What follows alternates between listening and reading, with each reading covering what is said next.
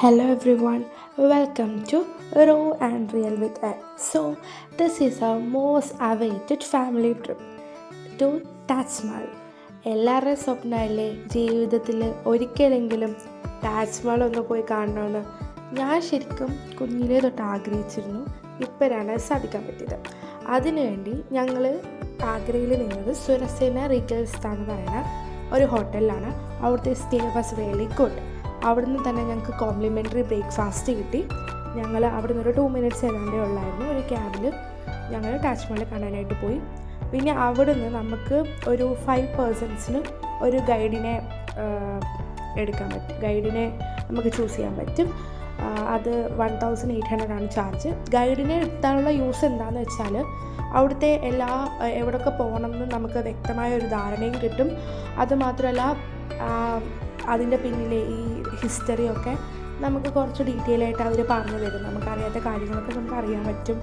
പിന്നെ വേറൊരു കാര്യമുണ്ട്, ഫോട്ടോ എടുത്തു തരാൻ ഒരാളെ കിട്ടും.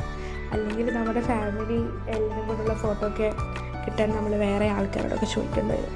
അപ്പം അത് ശരിക്കും നല്ലതാണ്. ഒറ്റയ്ക്ക് പോകുന്നതിന് പ്രശ്നമൊന്നുമില്ല, പക്ഷേ അങ്ങനെ ഒരു ഗൈഡിനെ എടുക്കുകയാണെങ്കിൽ നമുക്ക് എല്ലാ കാര്യങ്ങളും വളരെ സ്മൂത്തായിട്ട് പോകും.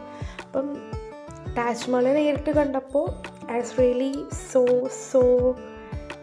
എക്സൈറ്റഡ്. ആൻഡ് ആയത് ശരിക്കും ബുക്സിൽ കാണുന്നതിനേക്കാളും പിക്ചറിൽ കാണുന്നതിനേക്കാളും ഭയങ്കര ബ്യൂട്ടിഫുള്ളാണ്.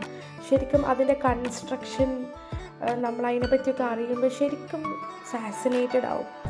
ആൻഡ് അങ്ങനെ ഒരു വലിയൊരു ലോങ് ഡിസയർ ഫുൾഫില്ലായി. ആൻഡ് ഇതൊക്കെ സാധിക്കാനുള്ള മെയിൻ കാരണം എൻ്റെ അനിയൻ സെൻറ്റ് സ്റ്റീഫൻസിൽ പഠിക്കുന്നതുകൊണ്ടാണ്. അവനവിടെ പഠിക്കുന്നതുകൊണ്ട് മാത്രമാണ് ഞങ്ങൾ ഈ ആഗ്രയിലോട്ട് വന്നത്. സോ ഈ ഫാമിലി ട്രിപ്പിൽ നമ്മളൊരു പോസ് കൊടുക്കുകയാണ്. ഇനി ഇതുപോലെ ഞങ്ങളുടെ ഫാമിലി ട്രിപ്പ് കുറച്ച് നാൾക്ക് ശേഷമേ ഉണ്ടാവുള്ളൂ. അതിനുള്ള കാരണമൊക്കെ വഴിയേ നമുക്കറിയാം. സോ അതിനുശേഷം ഞങ്ങൾ താജ്മഹൽ കണ്ടതിന് ശേഷം നമ്മൾ സ്റ്റേ ചെയ്ത ഹോട്ടലിൽ തന്നെ വന്നു. അതിനിരുമ്പോൾ നമുക്ക് ചെക്ക് ഔട്ട് ചെയ്യണം. സോ എല്ലാവരും ഭയങ്കര ഹാപ്പി ആയിരുന്നു. പിന്നെ കുറച്ച് തളർച്ചയുണ്ട്, കുറച്ച് നടക്കുകയൊക്കെ ചെയ്തല്ലോ. അതിനുശേഷം നമ്മൾ കുട്ടൂനെ അവൻ്റെ കോളേജിൽ കൊണ്ടാക്കുകയാണ്. ഞങ്ങൾ സൺഡേ ആണ് പോയത്. സൺഡേ വൈകുന്നേരം തന്നെയുള്ള ട്രെയിനിനാണ് ഞങ്ങൾ തിരിച്ചു പോകുന്നത്. പിന്നെ ട്രെയിന് നമ്മൾ ബുക്ക് ചെയ്യുമ്പോൾ AC തന്നെ എടുക്കുന്നതായിരിക്കും നല്ലത്. പ്രത്യേകിച്ച് കേരളത്തിൽ നിന്ന് ഡൽഹിയിലോട്ട് പോകുമ്പോൾ ഡൽഹിയിലും ആഗ്രയിലൊക്കെ നല്ല ചൂടാണ്. അപ്പം AC പോകുന്നതായിരിക്കും പ്രിഫറബിൾ. പിന്നെ ഞങ്ങൾ അതിനുശേഷം അവനെ സെൻറ്റ് സ്റ്റീഫൻസിൽ വിട്ടതിന് ശേഷം ഇന്ദിരാഗാന്ധി ഇൻ്റർനാഷണൽ എയർപോർട്ട് ഡൽഹിയിൽ വന്നു. അവിടെ ഞങ്ങൾക്ക് ഇൻഡിഗോ ഫ്ലൈറ്റ് ആയിരുന്നു. സോ ഫ്ലൈറ്റ് ജേർണിയൊക്കെ ഭയങ്കര നല്ലതായിരുന്നു. അങ്ങനെ 3 ദിവസത്തിന് ശേഷം ഞങ്ങൾ വീണ്ടും തിരിച്ച് കേരളത്തിലേക്ക് എത്തി.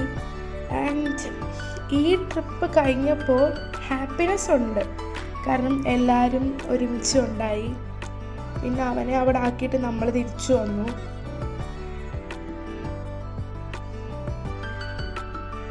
ഇനി അടുത്ത വ്ലോഗുമായി ഉടനെ വരാം.